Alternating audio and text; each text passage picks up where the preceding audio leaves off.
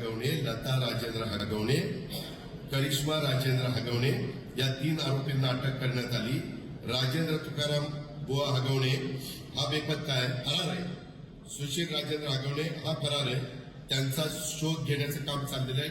Team आहे, अजून team वाढवायला सांगितल्या। यातील महिलेचं बाळ जनक वय 9 महिन्याचं आहे। ते महिलेचे वडील आनंदराव साहेबराव कसपटे यांच्या ताब्यात काळजी व संगोपनासाठी सुपूर्द केले।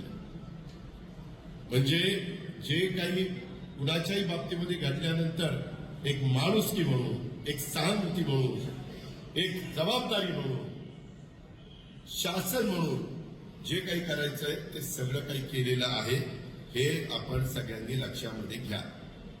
पण मी बघतोय चॅनलला अजित पवारांचा पक्ष काय, म्हणजे आम्ही एवढे सगळे आता ह्याच्यातले काही माझ्या पक्षाचे सभासद आहेत, ह्याच्यात जर कुणी चूक केली तर माझा काय संबंध आहे?